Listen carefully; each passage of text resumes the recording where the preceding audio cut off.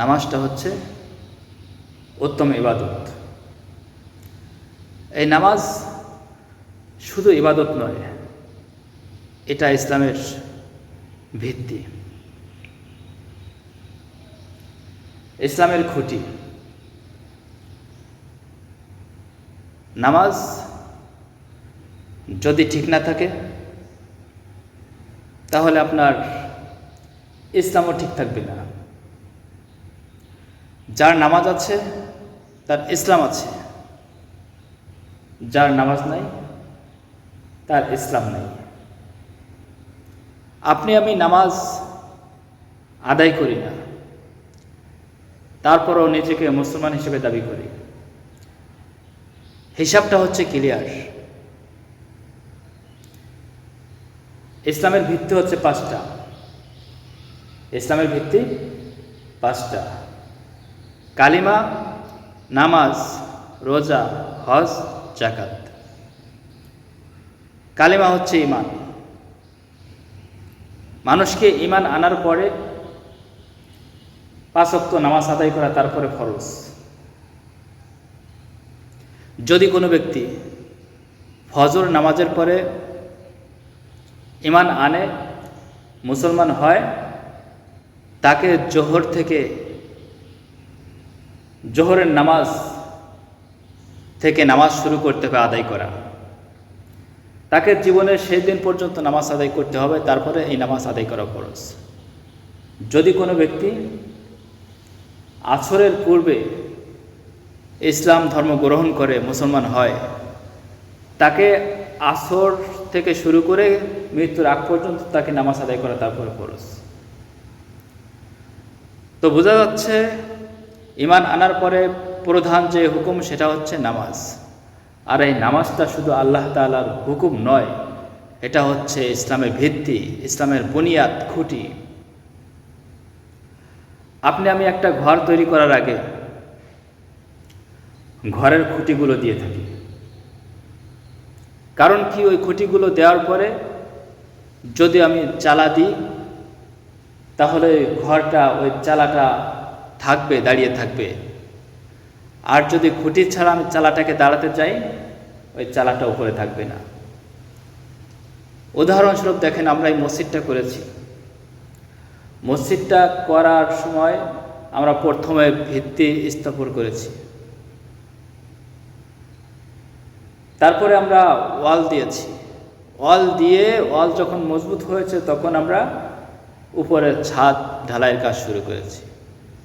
যদি ভাবতাম যে না, আগে ছাদ দেবো পরে ওয়াল দেবো, তাহলে আমাদের ছাদটা কখনো উপরে উঠাতে পারতাম না। একটা প্যান্ডেল তৈরি করেছেন, প্যান্ডেলের যদি চারপাশে খুঁটি না দেওয়া হয় প্যান্ডেলটা থাকবে না। 3 পাশে দিয়েছেন, এক পাশে খুঁটি নেই, প্যান্ডেলের যে চাঁদাটা আছে ওটা নিচে পড়ে যাবে। এজন্য ইসলামকে ঠিক করতে হলে সর্বপ্রথম ঈমান আনার পরে যেটা করতে হবে সেটা হচ্ছে নামাজ। এটার দ্বারাই বোঝা যায় যার নামাজ আছে তার ইসলাম আছে, যার নামাজ নাই তার ইসলাম নাই। আপনি আমি তো মুসলমান দাবি করি নিজেকে, নামাজ আদায় করি না, তারপরও নামের শেষে ইসলাম লিখি। মসজিদের মাইকে আজান হচ্ছে, মুয়াজ্জিন সাহেব ডাকতেছেন হাইয়া আলাস সালাহ।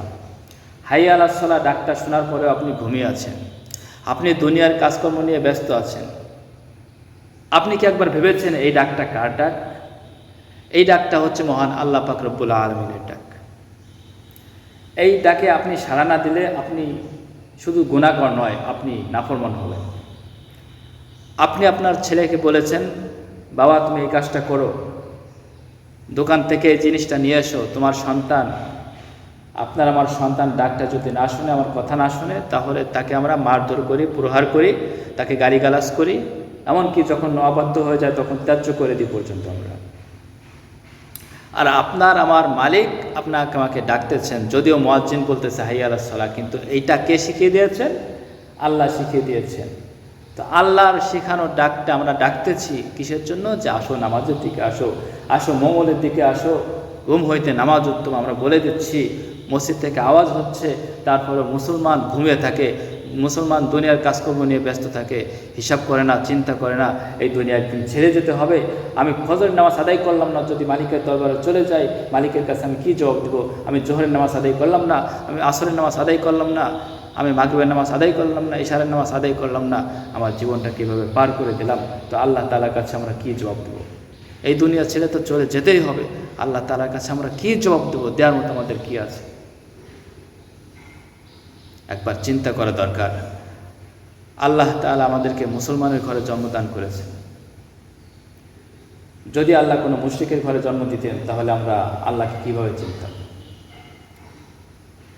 মুসলমানের ঘরে জন্ম নিয়ে বা আল্লাহকে কতটুকু চিনতে পেরেছি একবার ভাবেই না।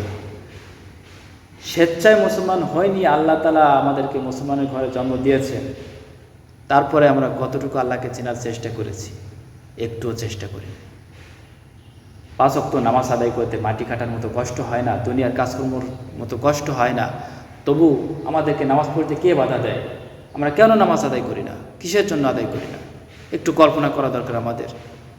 কিন্তু আমরা এটাও কল্পনা করি যে কেন আমরা নামাজ ছেড়ে দিচ্ছি, কেন আল্লাহর হুকুম পালন করতেছি না, কেন আল্লাহর হুকুম থেকে আমরা দূরে থাকতেছি? একটু চিন্তা আমরা করি না। অথচ আল্লাহ তাআলা সর্বপ্রথম কিয়ামতের ময়দানে উছিলা তালাশ করা করি হচ্ছে পরে। আল্লাহ তাআলা প্রথম যে হিসাবটা নেবেন সেটা হচ্ছে নামাজের হিসাব। আল্লাহ তাআলা বান্দাদের যে হিসাবটা প্রথম নেবেন সেটা হচ্ছে নামাজের হিসাব। এই হিসাবটা না দিয়ে, প্রথম হিসাবটা না দিয়ে কেউ পার পেতে পারে না, কেউ সামনে এগোতে পারবে না। কারণ আল্লাহ তাআলার হুকুমের মধ্যে প্রধান হুকুম হচ্ছে নামাজ। আপনার নামাজ আছে তো ইসলাম আছে, আপনার নামাজ নেই, আপনার ইসলামও ঠিক নেই। আপনি যত সুন্দর করে নামাজ আদায় করতে পারবেন, আপনার কাছে আপনার ইসলামটা তত সুন্দর হবে। আপনি সুন্দরভাবে নামাজটাকে আদায় করতে পারবেন না, আপনার ইসলামটাও পরিপূর্ণ হবে না।